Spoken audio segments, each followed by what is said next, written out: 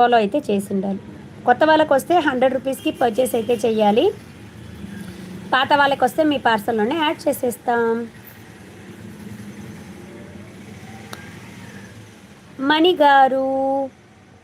మణిగారు మీకే ఇదిగోండి. చెప్పారా మొన్న నాకు రావట్లేదు గిఫ్టు అని. ఇదిగోండి మణి సిస్టర్ మీకే. మణిగారు హాయ్ అని మెసేజ్ పెట్టండి. మణిగారు ఉన్నారా? బోర్ కొట్టి వెళ్ళిపోయారా?